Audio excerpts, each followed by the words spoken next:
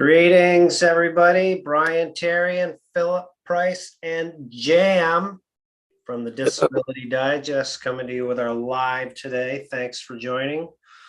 Today, we're going to talk about expectations, what you can expect for disability approval times at each step, initial, reconsideration, hearing, afterwards, and if you're already approved, what you can expect for your reviews. So that's what we have on tap here today, and we have a special guest, Philip, that I'll introduce in a moment. But for those of you that are new here, welcome, welcome. We do these events typically every Wednesday, and our focus here at the Disability Digest is to really do three things: help you get your benefits approved fast, help you keep them, and help you maximize your benefits. So that's what this event is targeted towards. So if you like the work we do, which we hope you do, we encourage you to subscribe, ring that bell so you get upcoming notifications. And we'll put some resources in at the end about how you can get a customized approach to help you get, keep, or maximize your benefits for no charge, right?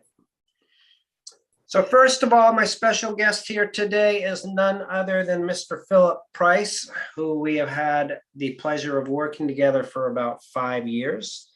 Thank you for your patience and tolerating me, Philip. My pleasure. Philip was a career carpenter. I don't know about for your whole career, but for a long time, Philip was a carpenter. And his ability to work diminished, and he filed for Social Security disability.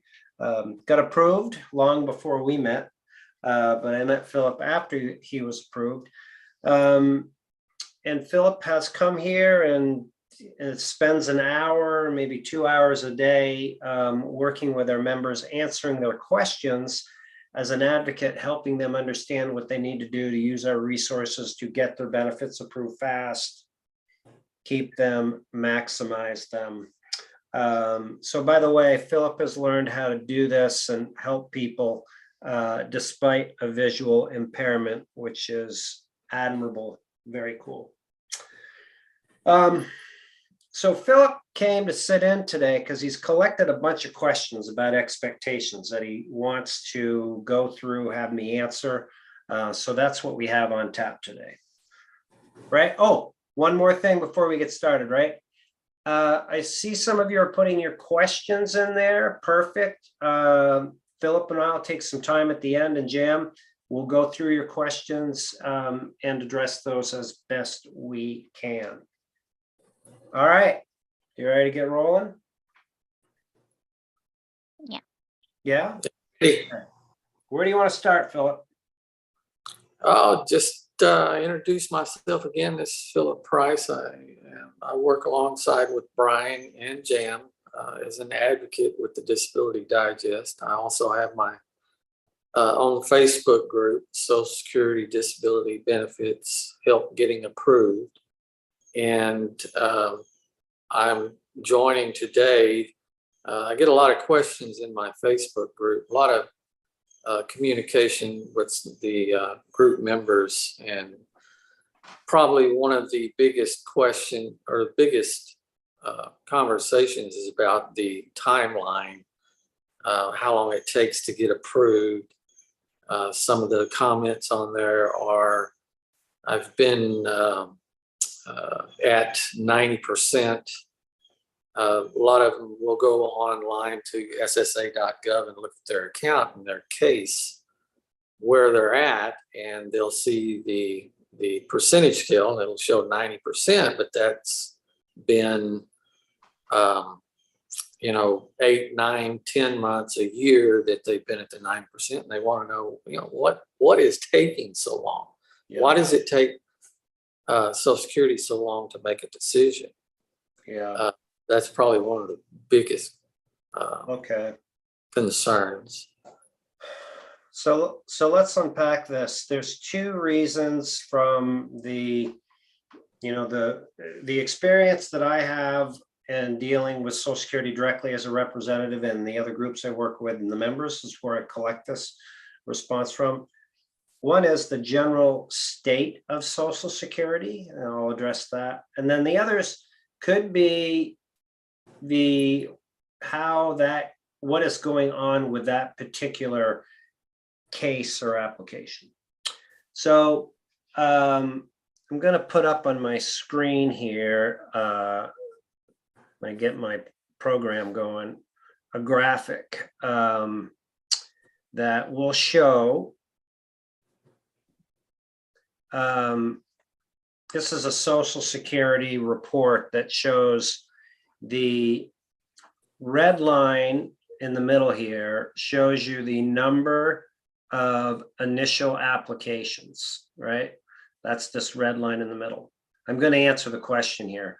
And then the bottom one is the number of awards. So what we see here is, yes, there's the wait time, but we see that the applications are going up and the awards are going down. So part of that is the understaffing with Social Security. When they spun out of COVID and they had people come back into the office, they had a difficult time retaining people because they were asked to work in a Social Security office. They were super busy because there was a backlog, so they need to work extra hours. They don't pay them a lot. So the quality of people there, and there's a lot of new people. So that's caused problems because, of course, they're not familiar with the workflow and the issue. So if you look at states like Florida and Texas that have, for an initial application, you could wait 250 days, 300 days in those two states. So you have low, quality of work, high volume of applications. That's what's causing the delay. It's not in every state, but, and I've covered those statistics in our video. So that's one. The second point is that if you have a disability application in the system, if it's at the initial level or other levels, and you're doing this on your own or with a representative, you want to keep in touch with the case manager to see if all of the required information is in to make a decision. This is another area of possible delay. An example, Philip and Jen, would be there's 5 doctors that somebody has, but in Social Security has requested medical records from the 5 doctors, but they've only received them back from 3 and they're waiting on 2. Well, you've got high volume, low staffing, missing medical records, that can cause a delay. So any missing information could be problematic to the process. So either you, or if you're working with a representative, and follow the advice that we provide and make sure that that tightens it up. So those are the 2 things. In general, for initial application and the perfect world, Social Security sets the expectations of like 5 to 6 months, right? Did I miss anything on that segment? No, I think you got it. The other thing, in your experience, do you see a big swing from like last year to, or the year before to this year in the timeframes of waiting? Is it increased, decreased, stayed about the same? I don't have the exact data on it, but I'd say it's slightly improved. Some areas have cleaned out their backlogs. Like where you live in Texas, in that area, it's like the worst in the nation. Really? Yeah. Yep. So hopefully it'll get better. The thing with Social Security is it's underfunded. I think it was like 800 million they proposed for an increase. Right. And they're still very archaic in their processes. So I don't, if they were spending the same amount of money and improving their technology and their systems, one simple thing would be go away from paper, right? There's so much paper that floats around, but I don't want to get off on a tangent. Yeah. I guess some of the things like you spoke about earlier to maybe speed up the process is just stay on top of your case, be proactive with it. And one of those are several ways of doing that. And I guess that's some of the training that we help you with at the Disability Digest. Jam and I both as advocates can help those that are seeking to understand how they could speed up the process. Although there's only so much you can do. Right. Yeah, the key is to do it right. You can either do it right on your own with the information that we provide, which we'll teach you about at the end, or have it done for you. But one more thing before I forget, I have up on the screen here, and this is going to be in the show notes with either if you're watching the replay or live. This is for the initial applications. It is a Social Security report on the approval rates by state at the initial application and reconsideration. So it's this, I don't know what color you'd call that. And Philip, I know you're probably not able to see it. Maybe that's a teal or something. But this is by region. So for example, the New York region is New Jersey, New York. I don't know what PR is, but so you can come in, check that out, because there's a lot of people that they maybe wonder what the approval rates are like. All right, what's next? Probably the steps, the process that you go through at initial application. If you're denied, what is the process after that if you're denied? Right. Well, if somebody is going through it or has experienced this, I'll go through what not to do first. Yeah. If you're denied, most people are just distraught, disappointed, don't understand why, get frustrated. But you should appeal the decision. If you cannot work, you should appeal that decision, and you have 60 days to do it. By not appealing it means that you have to start all over again, and you would not be able to get paid for any of the prior months that you were out of work. So I'll use a quick example. Let's say that you have an initial application, you were denied at 10 months, and you didn't appeal it. Well, when you go to apply again, those 10 months during that application, you can't get paid for those. Let's say your check was $1,500 a month. That's $15,000 that you've just left at Social Security. So by appealing it, you're still saying that I wasn't able to work when I started. This is very general information, and continue your case. So pay attention to your paperwork, make sure you get your notices, and get those appeals done on time. Yeah. Yeah. And what are the other big question is, what are the percentages of approval at initial application, at reconsideration, at hearings? Right. Okay.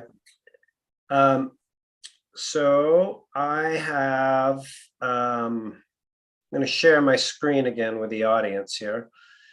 And this is website that we're looking at is expectations that we use to set with those that we're working with. And this is from Social Security, and it's rounded off because it could be 35.9. But the initial application, and this is general Social Security statistics. It's not the statistics that like we see or others do that do this work. But it's 36% approval at the initial level. And then if you get denied, it's 13% at the next step, which is a reconsideration. And that is in all but 10 states have that. 10 states, you just skip from step 1 to step 3. Right. And then the hearing level is 51%. if it gets denied at the hearing, those numbers go down at the appeals council to 1% and federal appeals at 1%. But one thing I want to say though, Phil, this is a good question. I encourage people not to get caught up on their statistics. And the reason why is there's so many variables. It's like a snowflake. There's age, there's work, there's doctor's treatments, there's diagnosis, there's evidence. It's how you put your application in the system. Is it done right? All that stuff. Doctor support. So, all right, if you see 36%, maybe that applies to you, but could be better, could be worse. Yeah. Yeah, and members ask this often when I speak with them. It's something like, is it true that during initial application you get denied? Yeah, there is this like consumer perception or applicant perception that that's the case. But as you see by the screen here, 36% is not zero. And I know for those that we work directly on, our approval rate is definitely much higher than 36. I don't tout our results publicly. I just don't feel it's the right thing to do. If somebody wants to talk to us privately, we'll tell you what our approval rate is at initial, what it is at reconsideration, what it is at hearing. But point is that you have a shot, right? Yeah. Yeah.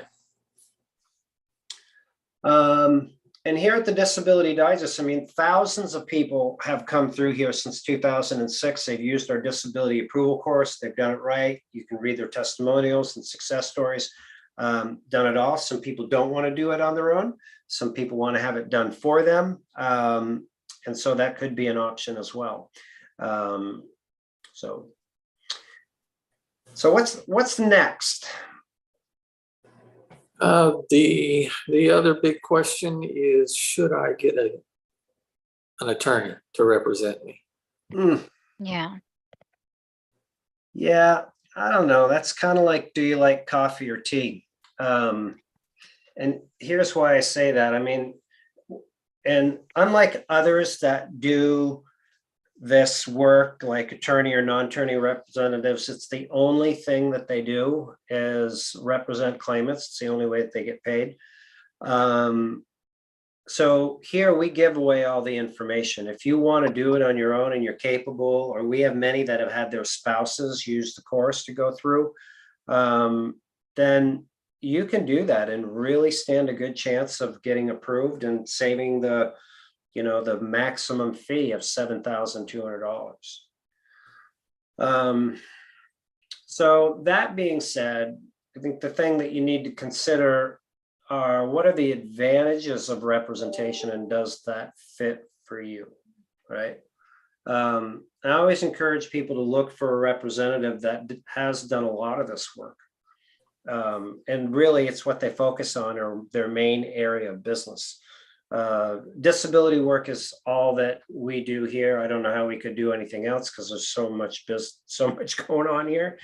So, and the point is that you see patterns when you're working with it. Like I had a conversation earlier today with a veteran, 100% rated, and he's been denied twice, scratching his head, can't figure out why.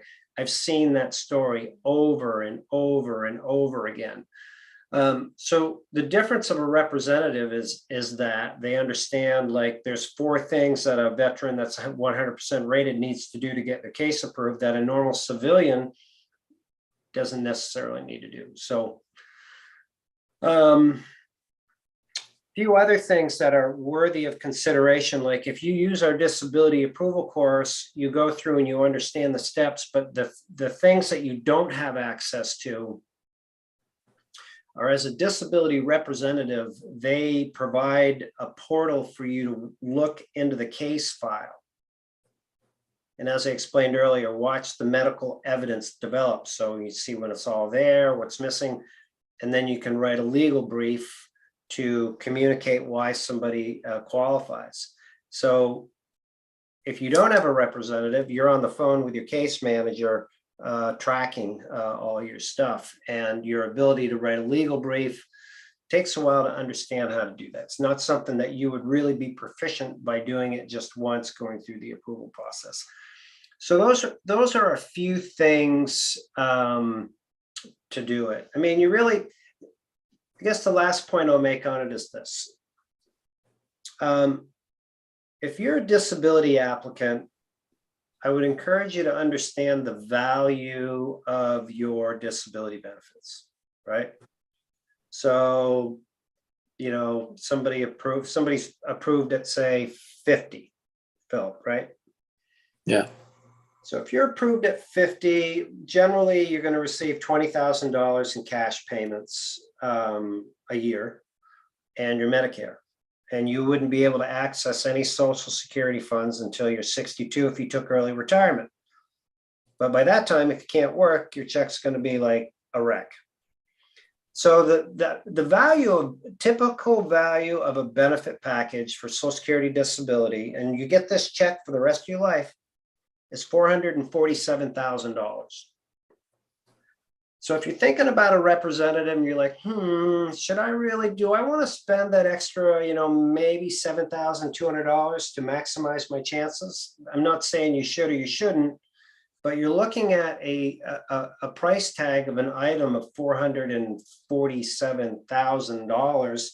It's a small percentage for professional service to maximize your chances. A few things to think about. Yeah. Yeah. Yeah. Also, members ask, should I get representation only after getting denied at initial application? Yeah, that's another good one. Right. I think that's the brother-in-law diner wisdom, where they say everybody should apply on their own. And again, the information that I just went through is relevant, but I'll just point out one thing that can really trip people up. When you apply on your own, you're sent forms from Social Security to fill out. They're called adult function questionnaire. And they ask you what you can do, like on a daily basis. Do you cook? Do you clean? Do you shop? Do you pay your bills? What hobbies did you used to do, etc.? When you fill out those questions and you send them in and you're not using any guidance, you don't know what to say, you respond as we're taught to normally communicate, those questions are going to likely not be appropriate or consistent with what should be done for Social Security. So the challenge with that, if your case doesn't get denied at the initial, it's likely going to go to a hearing in front of a judge. And those questions that the judge is going to ask is going to be the same questions that are on that form that you received probably 24 to 28 months before, but you probably don't remember. And they're just going to spin them. And they're going to ask them a different way. And that's a credibility thing. If they're looking for credibility. If you answered that you didn't grocery shop, or you did grocery shop, or you used to have hobbies, however you answered that, you're held accountable for it. So you just need to be really conscious of it. The other point I'll make is that initial application, you set the tone and the message, and everything is done right if you have a good representative, rather than cleanup. No doctor support, the forms weren't filled out properly, missing some work history dates, some conditions you left out, just different stuff that people usually do. Boy, you guys have some good questions today. We could go all day. Yeah. Got a ton of them. I guess the last one I'll ask you is, is it beneficial for someone that is initially applying at the initial application, is it beneficial for them to obtain their medical records and go through them themselves before they file, even consider filing? That's a good question. If somebody, if somebody's out there, Philip, and they're like, let's take somebody that's working full time and they're just thinking about it, you should definitely review your medical records. And you should make sure, like on the high level, a few things, that your conditions are properly documented, meaning that if you have, if you've got some brain health issues, which might be depression or PTSD, those could be marked in the medical records as either mild, moderate, or severe. Well, if you have a severe case and it's marked moderate, then there's some inconsistencies in your medical records. So I've known people that there's medications that have been missing. There's been wrong diagnoses in medical records. Yeah, that's a great question. Yeah. So yes, for sure. Cool. That's all I've got for today. Okay. Jam, do you want to start rolling through some questions? And for those of you that are new out there, thanks again for joining. Philip, Jam, and Brian here from the Disability Digest. We're going to address some of the questions that you folks have asked as best we can in the next few minutes here. All right. Yeah, here's one from Skip Cat. I'm in Pittsburgh and was just denied at reconsideration. I'm 11 months in. How long do you think it will be for a hearing with a judge? You're in Montana? Pennsylvania. Oh, all right. I'll put a link below, but I'll give you a quick tutorial on how you can find that out. This is disability wait time. And how this works, this is the Social Security website, is hearing offices are different than where your initial application was managed and your reconsideration, it goes to another office. And these offices have a public calendar here that shows the wait time. So I don't know which office yours is, but if you look in the top right-hand corner of any correspondence that you would have after your reconsideration, then you would be able to figure it out. But let's go down here and see Harrisburg. I know this was a Pennsylvania one. So you see it's 13 months. Most are going to be in the 10-month plus. Indianapolis is 9. So this I'll put in the chat. You can go in and find your local office and that will help you out.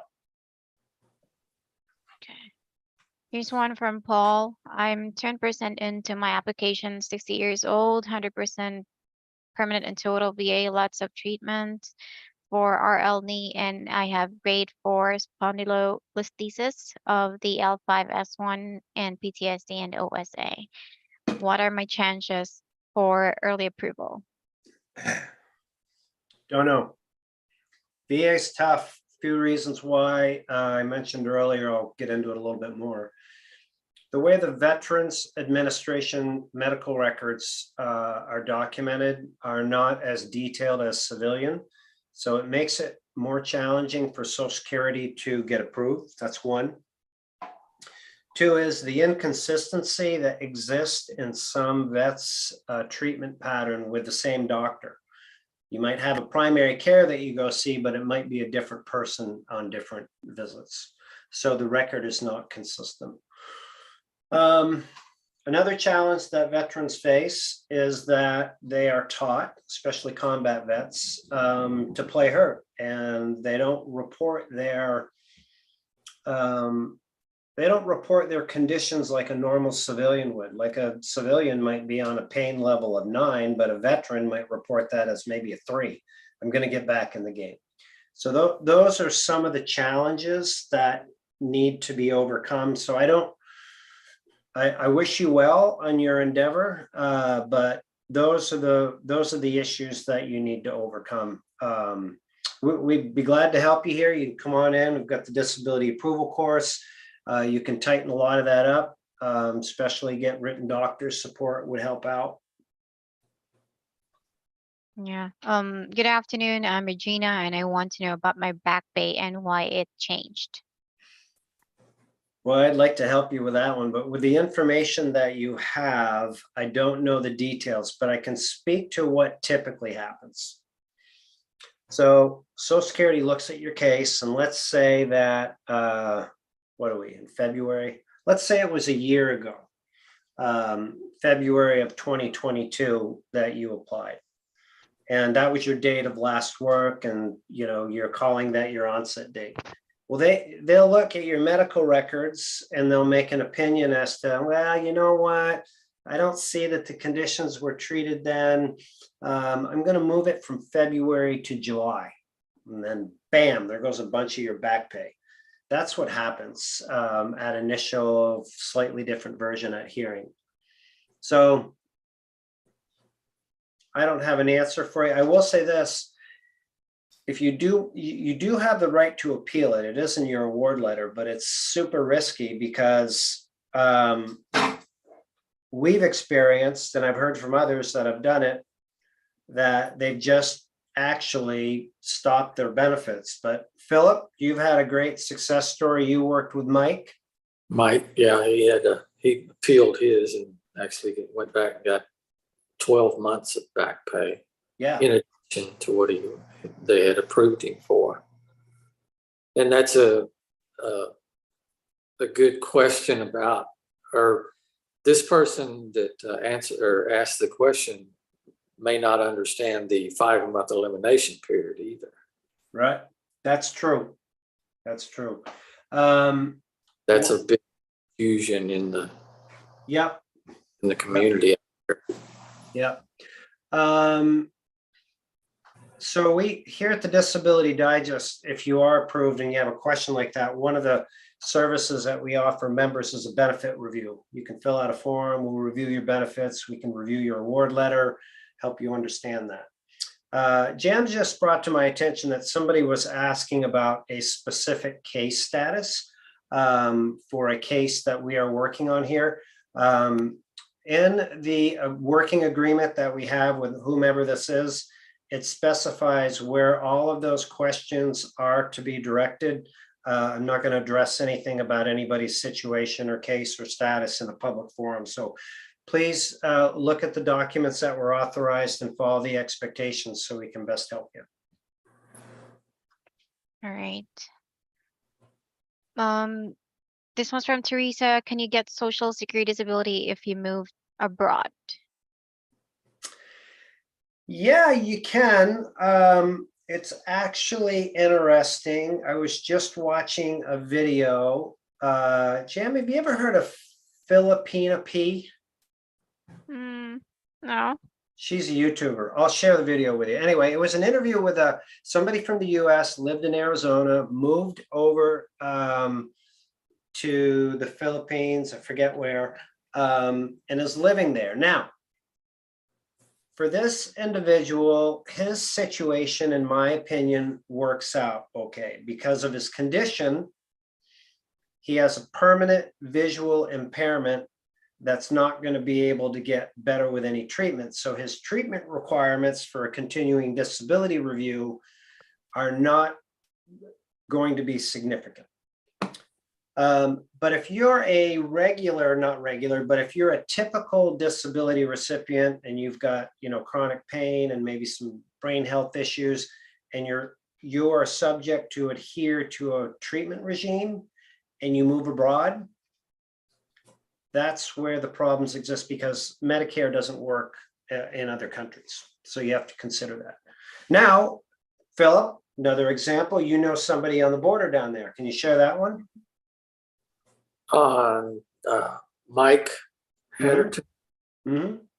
Yeah, he lives abroad, and his only problem, like you say, is the continuing medical treatment that he has to come back to the States to have performed in order to maintain his status with Social Security. Yep. Other than that, he loves it, being he doesn't love being out of the States, but he loves being able to live somewhere where he can afford living. His quality of life is a little better where he's at. I'm not going to say where he's at, but he enjoys it, and it works for him. Mm-hmm. Okay. I may consider it myself, since I have a visual acuity problem, and right, because it's so expensive to live here. Right. I couldn't, because of my other health conditions, but you can think about it. I could think about it. Yeah. Well, here's another angle on that. If you're full retirement age, so everybody's is slightly different, but let's say it's 67, right? You are off the hook for your continuing disability review. So you could move abroad then, just as a regular Social Security recipient. You would have to use local treatment for your conditions, but it doesn't have to meet the traditional doctoring regime in the States. Yeah. Okay, here's one from RT. Hi, recently denied in reconsideration and waiting for hearing in Rockford, Illinois area. Originally applied in August of 2021. Okay. I don't know if there's a question there, but I wish you well. There's a link in there that you can check on your hearing time. By the way, we have a course here at the Disability Digest that teaches you, as part of your membership, it teaches you what to do and what not to do while you're waiting for your hearing. Like there's different hearing types. There's in-person, there's video, there's phone, helps you understand that. Helps you understand the questions that you'll be asked at a hearing. We went through and listened to recordings of, I don't remember how many hearings, like maybe 40. And we took the questions and extracted them and put them into one lesson. So when you go in there, it's like having answers to the test. So if you're a member and you don't have it yet, just ask for it. Ask for the Wait for Hearing test, contact Wait for Hearing course. And you can just reply to any of the emails or support at the Disability Digest. Okay. What is a call review about when it is about your living and income when you're on only SSI for years now? What was the term again? Call review about your living and income. I don't know that. SSI. I don't know that term, but with SSI, your income and your assets are subject to a review, which is just like for all of you approved, we actually didn't cover this point, so I'll go through it now. If you're approved for disability, you're subject to a continuing disability review. There's a lot of questions about when those are going to be, right? Yeah, I get a lot of those in the group. When is it? So in your award letter, it'll spell out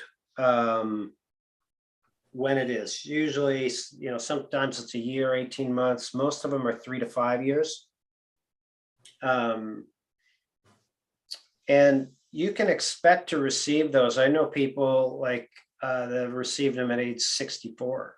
So the key is just to be prepared. When you get your review, understand how to prepare, what to do when you get it, and what to do if it gets denied. So another resource here at the Disability Digest, again, your membership is no charge, and there is a 10-step course that was put together with attorney James Mitchell Brown, who is an expert at continuing disability reviews. And you can go through and learn how to prepare, what to do, etc. So if you're a member and you don't have that, just contact us and ask for the CDR course, or register and join us, and we'll get it to you. But make sure you just request it.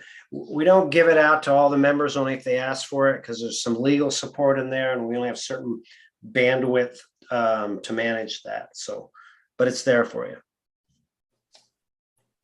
All right, Jam, let's go on to the next one. You're doing great, by the way, as always. Thank you. Shout out to Jam. Thanks. This one's from Dean. Had a hearing first week of November. The case was opened March of 2022. My lawyer has asked for 2 extensions, so still waiting. Will be over a year before ruling. What? I wonder what the extensions are for. Medical evidence, I expect. Probably. Yeah, if you could update us on that. Like, is it medical records are missing, or that's a long time? Yeah. Okay. Where can I get a copy of short review form? I was able to see the long form on the Social Security site, but not the short one. It's available online. I'll see if I can find it and put the link in. And by the way, Jim, I'm curious about the survey that you did. Oh yeah, 69% are members. 69. And yeah, 108 votes. Am I looking for the short form or the long form? Short form. Short. Okay.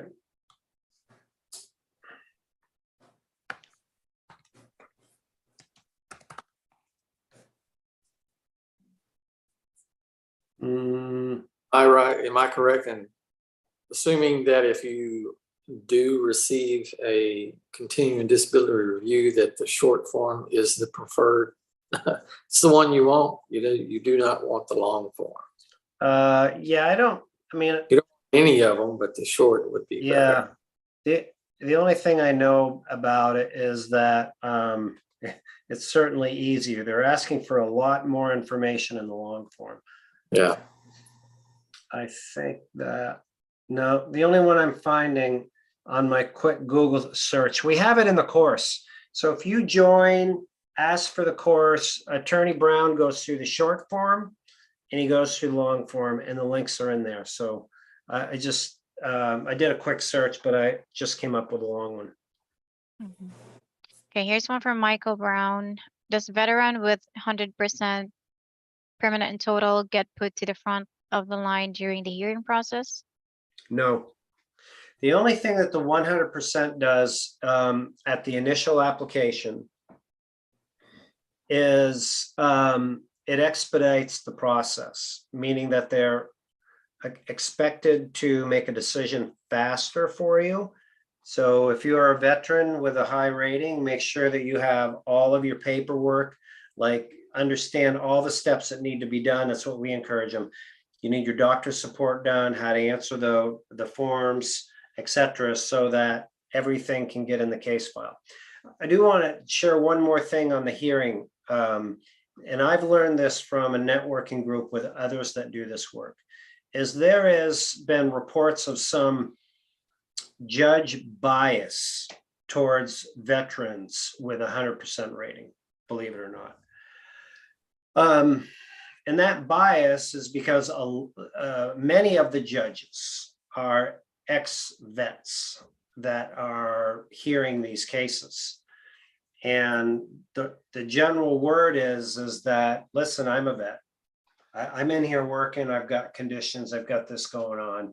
You're already getting your 100% VA. I'm not going to approve your supposedly double dipping. This is just what I hear. And the results are, of course, challenging for these veterans to get approved. But just be aware of that when you're going into your hearing. Okay, how much does the adult function report help? Well, I'm not sure how to answer that because are we talking about the activities of daily living questionnaire that is mandatory to fill out? Yeah, I think so. Are we? And if so, then filling that out correctly, as I mentioned earlier, in my opinion, it's critical that you communicate that because again, if not, those questions could come up again at your hearing if you don't get approved. Mhm.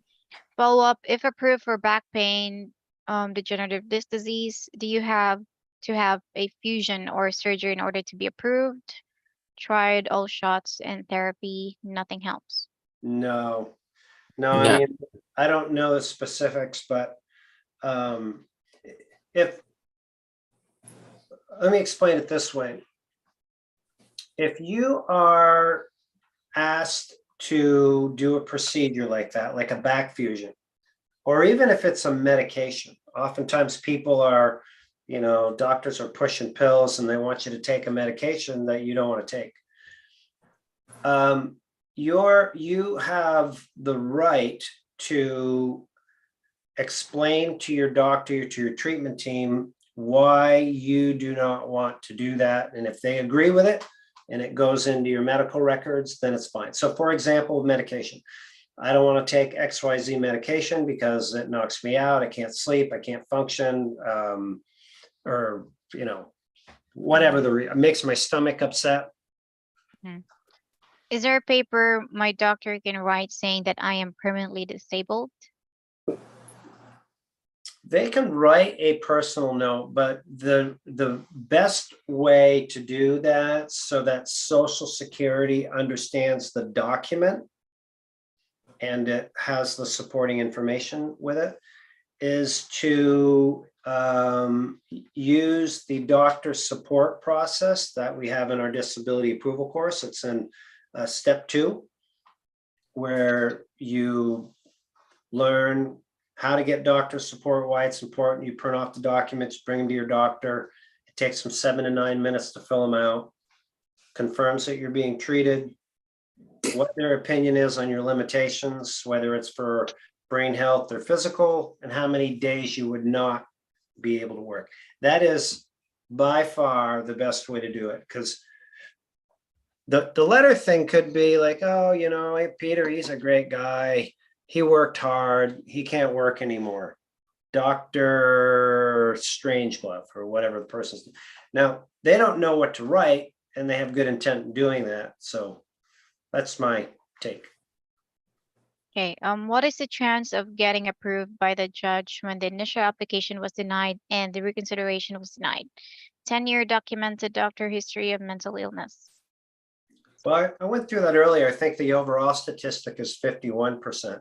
And if you're everybody that goes to a hearing had their initial and the reconsideration denied, except if you're in a state where there's no reconsideration. So. Last week got a very nice letter, DSH, to let me know that they are experiencing some processing delays. Enclosed is info on what to do if there are any chances, etc. Wow, thanks for sharing that. I didn't know they had Yeah. such a thing. Mm-hmm. Okay, if a person is denied first time, do they have to go to a hearing? No, you don't have to. If you get denied and you have the reconsideration stage in your state, then you stand like an 11% chance of getting approved at that level. Okay. Planning to retire in August of this year. Can I file disability now? I have all medical information from doctor, knee issues, standing up all day. Yeah, for sure.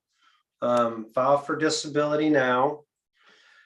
And then once your disability, then when you turn 62, you can start taking that check in the application process. When your disability is approved, it will be adjusted up to your Social Security disability amount. Okay. Can you please go over getting approved for mental health? Do you need suicide attempts? I have teenagers and could never leave them. We have been able to get individuals approved for brain health. It's what I refer to it as, without suicide attempts. I can think of Kayla, a 33-year-old in Florida, very young. So it can be done. Again, every case is different. Okay. Have attempted with hubby to apply for him, denied due to not enough credits earned in last 10 years. Is this a hard rule? Yep. Yes. Okay. Linda George. Hi, Linda. I was approved, but my approval letter doesn't say for how long. Doesn't say if I will get a review, if any. Yeah, so you're approved until, full retirement age, unless you have an overpayment, meaning that they think they paid you too much money, they can stop it, or a continuing disability review. You can go on the Social Security website, and it's been revised, and on the bottom, request a reward letter, and review that one, just to make sure that you have a full award letter. And if it's not on that one, then the only way that you're going to find out is to either call or wait. So the only two ways that I know of. Mm-hmm. I've been disabled for over 30 years and my health is getting worse and new health problems. I've never had a case manager. Should I have one?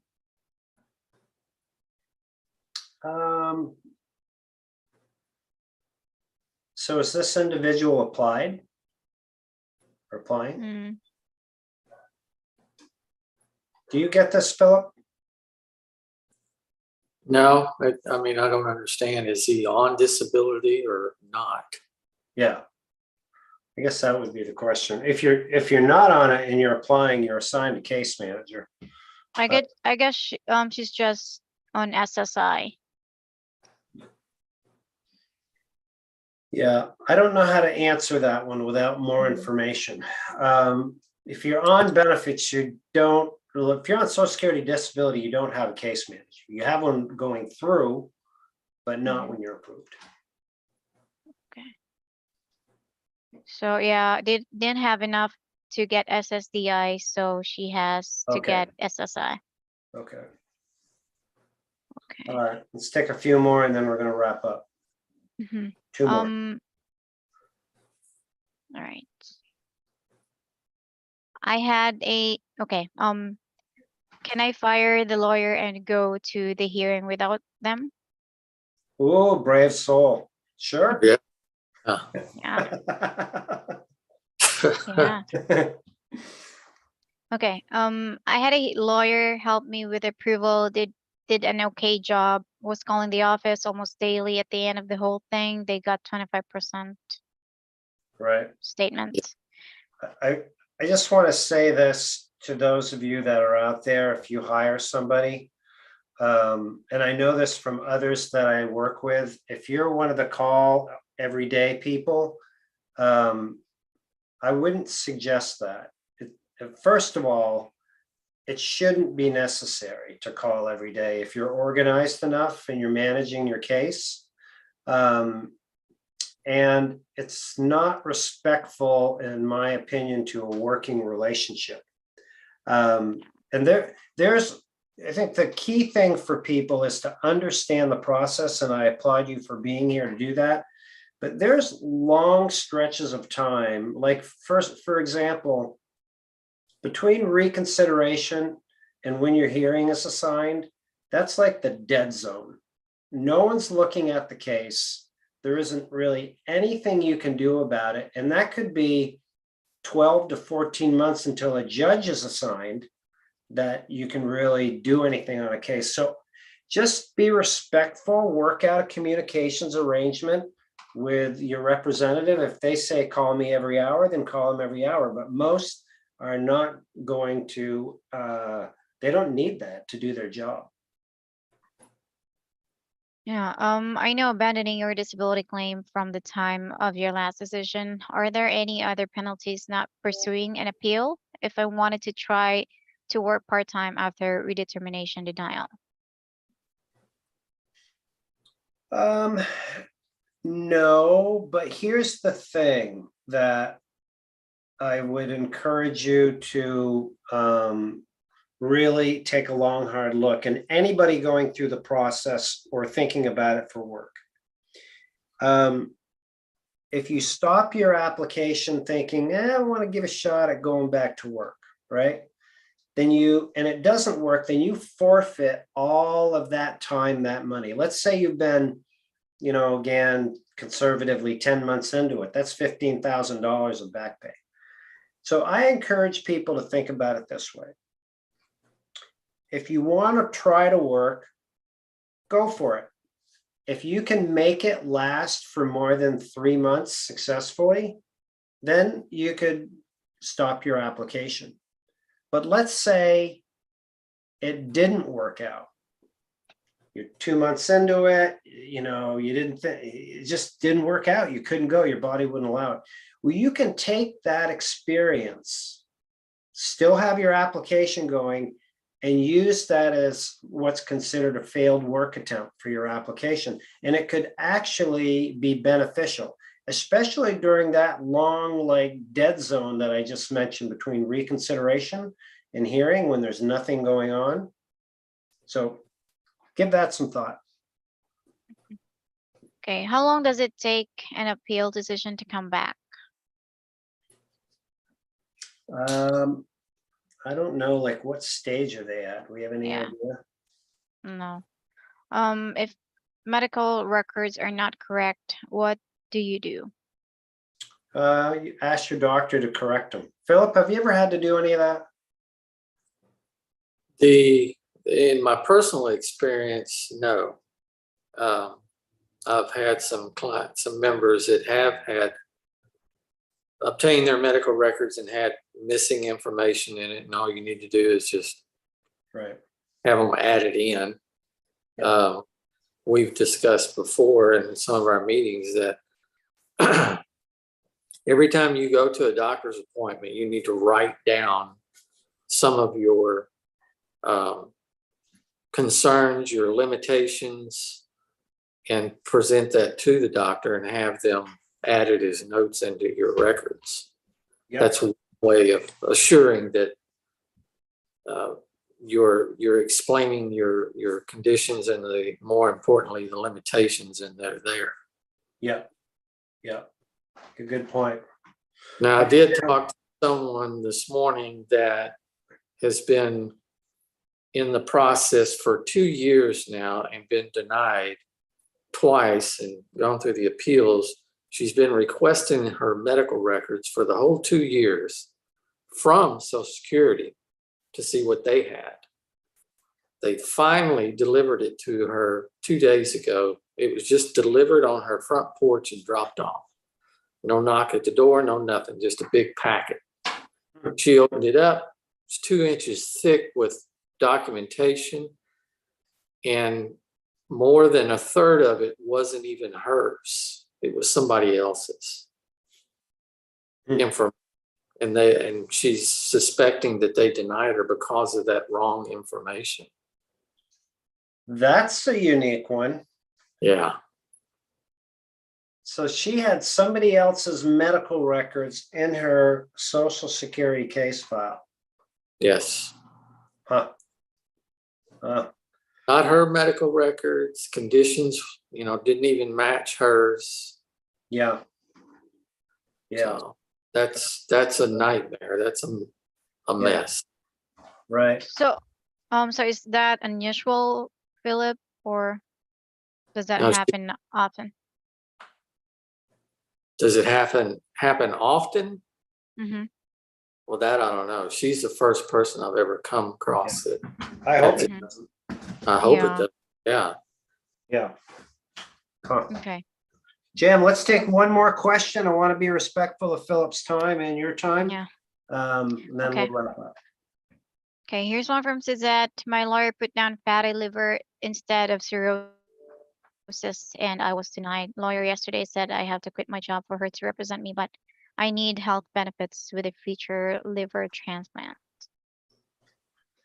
Yeah, that's a damned if you do, damned if you don't one, right? If you're working and trying to get approved, even with, you know, conditions like that, it just gives Social Security an angle to say, if you had a different job, if you had different treatment, that, you know, you could work. So you have to be careful of that. I mean, the regulation allows you to apply if you're under $1,450 a month, but it doesn't mean you can get approved. So yeah, I would err on the side of your attorney giving you advice, because it's going to be difficult. Yeah. All right, so we're going to wrap up here. Listen, I want to thank everybody for coming out today. Philip, thank you for the time. Thanks for having us. Yep. Jam is going to put a link into the chat. And the link will be to our website here at the Disability Digest. If you're new here, or if we haven't heard from you in a while, we encourage you to go through, click the link, complete an evaluation. And the reason why I bring that up is because that is the very best way that we can help you. Of course, you are welcome to watch all the 400 plus videos that we have that are out here. But by clicking the link that is in and around this video, and coming in and filling out a profile, we now know like where you're at, and we can direct you to, you know, if you're getting approved, we understand that. Maybe you're approved, you want to keep your benefits or maximize your benefits.